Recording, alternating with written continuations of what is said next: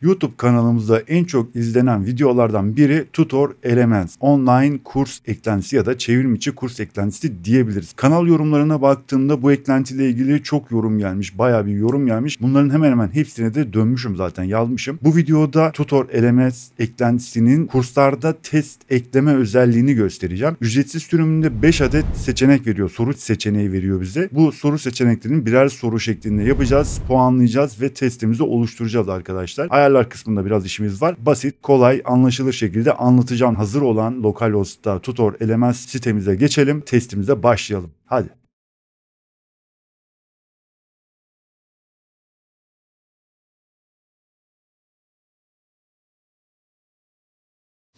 Eklentinin ücretsiz versiyonunda, sürümünde 5 adet soru şeklimiz var arkadaşlar. Bunlar doğru yanlış var, tekli seçenek var, çoklu seçenek var, boşlukları doldurma var, açık uçlu olmak şeklinde 5 adet soru şekli bulunmakta. Sitemize geçelim. Bu Localhost'umuza kurduğumuz çevrim içi online kurs sitesi. Yani Tutor Elements'te yaptığımız bir çevrim içi kurs sitesi. WordPress kontrol panelindeyiz. Eklentinin ayarlar kısmına geliyorum. İlk önce ayarlar kısmında test bölümünü bulacağız. Orada bir inceleme yapacağız. Ayarlar sekmesinden genel sekmesi, bakın kurs, para kazanma, tasarım, gelişmiş diyor. Kurs sekmesine geliyoruz. Burada aşağı doğru indiğinizde test bölümünü göreceksiniz arkadaşlar. Burada tabii ki ayarlamaları yapmamız lazım. Kanaldaki videoda zaten bunları anlatmıştım ama burada da hemen göstermek istiyorum. Bakın doğru cevap, görüntüleme süresi, varsayılan test denemesi sınırı. Burası önemli aslında arkadaşlar. Varsayılan test denemesi, yeniden deneme modu kursun içerisinde testi oluşturduğumuzda karşımıza çıkacak. Bunu 0 olarak yaparsanız şayet, zaten altındaki açıklamalarda da yazıyor bu. 0 olduğunda sınırsız şekilde deneme yapabiliyor arkadaşlar. Testi bir kere değil, birden fazla deneme şeklinde, yani 10 defa yapabilir, 20 defa da yapabilir, fark etmez. İmkanı veriyorsunuz. Testi göster önceki düğmesi. Bunlar bu şekilde, bu ayarlar bu şekilde kalıyor zaten arkadaşlar. Burada da otomatik gönderme ya da otomatik terk etme şeklinde 2 tane seçenek var. Bunlardan birisini seçebilirsiniz. Ben bunu seçiyorum şu an. Auto Submit, yani otomatik gönderme. Burada ayarlarımızı bitirdikten sonra kaydet diyorum. Daha sonra kurslar sekmesine geliyorum. Burada bir tane kursumuzun içine gelelim. Aşağı doğru indiğinizde kurs yaratıcısı sekmesine geldim. Burada derslerimiz var zaten, biliyorsunuz. Burada zaten yapmış olduğum test vardı. Şimdi ben bunu kaldıracağım arkadaşlar. Sileceğim. Sıfırdan bir test oluşturacağız. Kursumuzda 2 tane ders bulunmakta. Şimdi yeni bir test oluşturalım. Test diyorum. Buradaki butona basıyorsunuz. Testi oluşturmaya başlıyor zaten. Sınav başlığı. Bunları hızlıca arkadaşlar dolduracağım. İkinci kısımda soru ekleme kısmına geliyor. Şimdi 5 tane soru oluşturacağız arkadaşlar. 5 tane soru şekli var zaten. Hepsinden birer tane oluşturacağım. Soru ekle diyorum. Birinci sorumuz. Bakın burada soru türünü seçebiliyorsunuz. İşte doğru, yanlış, tek seçenek, çoklu seçenek, çoklu seçim. Yani açık uçlu, boşlukları doldurun. Diğerleri gördüğünüz gibi kilit resmi vardır. Ücretli versiyonunda bulunmaktadır. Şimdi birinci sorumuz doğru yanlış olsun. Soruları hızlıca yazıyorum ben. Burada cevap verilsin, boş geçilmesin. Soru şekli seçenekleri rastgele olsun arkadaşlar. Puanları da görüntülesin. Kaç puan olduğunu görüntülesin. 20 puan diyorum. Doğru, yanlış. Doğru mu, yanlış mı? Sorumuz WordPress.org. WordPress.com'a göre daha fazla özelleştirme ve eklenti seçeneği sunar. Doğru mu? Doğru. Evet arkadaşlar. Doğru seçeneğini zaten seçili burada. Hemen sorulara ekle diyorum. İsterseniz buraya bir açıklamada ekleyebilirsiniz işte. Yani WordPress.org ya da com ile ilgili bir şey yazabilirsiniz. Sorulara ekle. Bir tanesini yaptık şimdi. Doğru yanlış. İkinci soru şeklimizi yapalım. Soru türü. İkinci soru türü tek seçenekli olsun. Hemen sorumuzu yapıştırdım. WordPress'i manuel olarak kurmak için hangi dosyayı düzenlemeniz gerekmektedir? Cevap gerekli diyorum, rastgele. Puanları görüntüle. 20 puan yapıyorum. Burayı, açıklamayı yazın. İsterseniz bir seçenek ekle diyorum şimdi. Burada isterseniz görselde, bakın görsel, sadece görsel olarak, resim olarak da olabilir ya da metin ve görsel seçenekleriniz de var ama biz yalnızca metin yolundan gidiyorum şimdi. Cevabı güncelle diyorum. 4 tane seçenek oluşturacağım. 4 taneden biri tek seçenek olduğu için biri doğru zaten. Bir seçenek daha ekle diyorum. 4 tane seçenek oluşturdum. Hangisi doğruysa işaretliyorsunuz arkadaşlar. Bakın bu şekilde işaretleyin ve soruyu ekleyelim. Şimdi 3. soru şekline geçelim. Çoklu seçim yapacağız bu sefer de. Sorumuzu yapıştıralım şuraya. Aşağıdaki seçeneklerden hangileri WordPress'in genel ayarlar sekmesinde bulunur? Birden fazla cevap seçebilirsiniz. Bunu kaldırabilirsiniz aslında. Cevap gerekli, rastgele, puanları görüntüle diyorum gene. 20 puan. Hemen seçenekleri ekliyorum.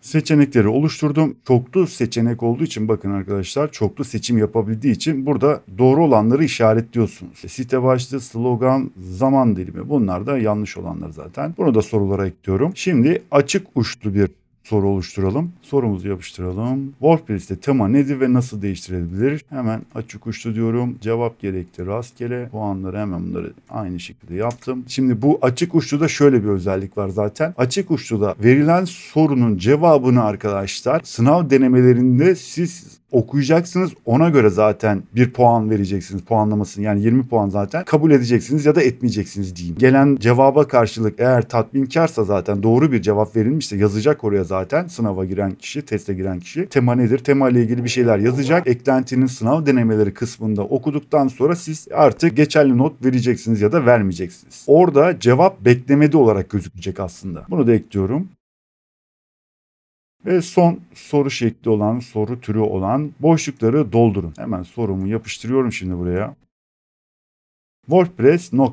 bir içerik yönetim sistemidir demişiz. Noktalı olan kısma doğru cevabı yazması lazım arkadaşlar. Burada yalnız şuna dikkat edin. Burada büyük harf ve küçük harf önemli. Bu soru türünü kullandığınızda öğrencilere özellikle de hani soracağınız soruyu biraz derslerde ya da kurslarda üstüne bastırarak belirtmeniz lazım açıkçası. Yoksa harf büyüklüğü ve küçüklüğünden dolayı yanlış da olabiliyor. Hemen seçenek ekle diyorum. Buraya bakın şimdi, burası önemli arkadaşlar. Soruyu alıyorum, kopyalıyorum.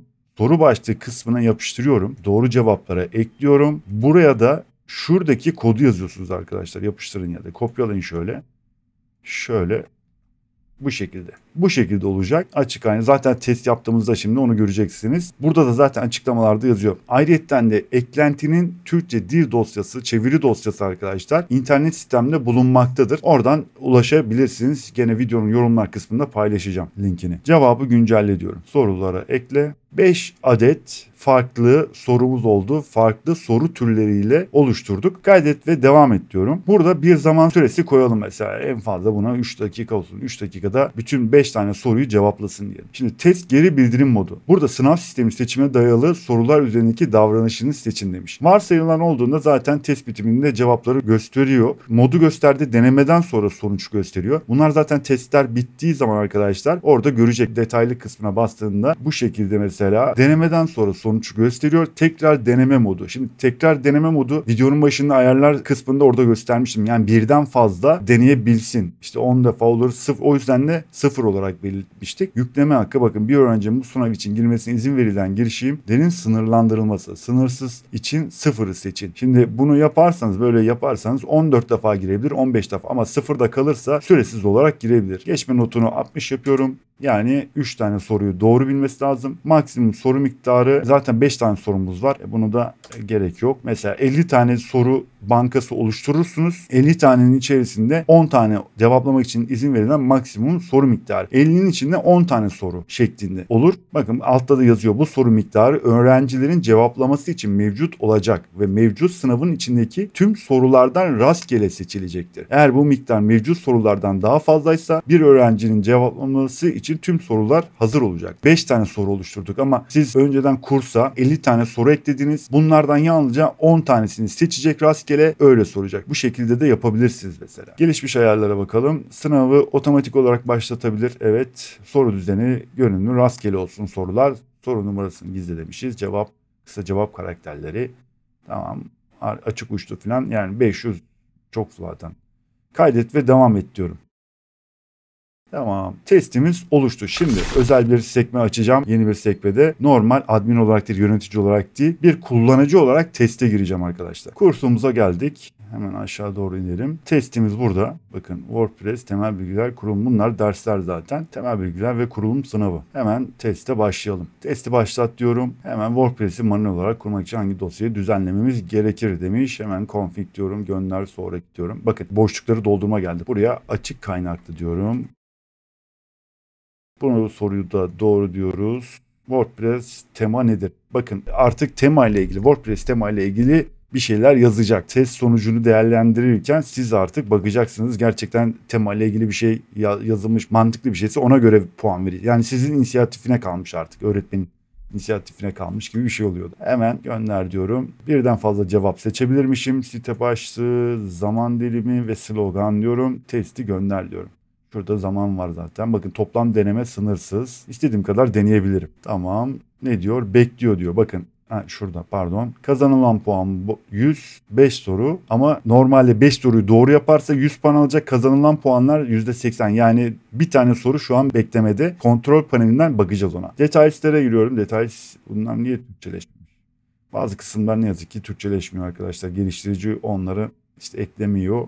Dil dosyalarına biz de çeviremiyoruz. Geldim, bakın doğru demişiz, doğru demişiz, doğru. Açık uçlu olan soru bekliyor. Hemen kontrol paneline geçelim. Sitemizin kontrol paneline geldim. Sınav denemeleri sekmesine geliyorum. Burada bakın bekliyor diyor. İncelemeye geçiyorum. Bu şekilde bakın deneme süresi 1 dakikada işte bitirmişim. 3 dakika zaten testin süresi. Bakın doğru. Burada bekliyor kısmını gördük. Tema nedir, nasıl değişti? Tema WordPress sitenizin görünme özellikleri belirleyen bir dosya setidir dedim. Evet, yani mantıklı ve doğru diyorum. Doğru. Kazanılan puan %100 oldu gördüğünüz gibi. Şimdi tekrar öğrencinin test sayfasına gidiyorum. Açtım sayfada. Bu sayfayı yenileyeceğim şimdi. Bakın bu da doğru oldu ve %100'e geldi. Bu şekilde testlerimizi oluşturabiliriz. 5 soru türü şeklinde istediğiniz kadar ekleyebilirsiniz. Dediğim gibi mesela bir soru bankası kendiniz oluşturursunuz.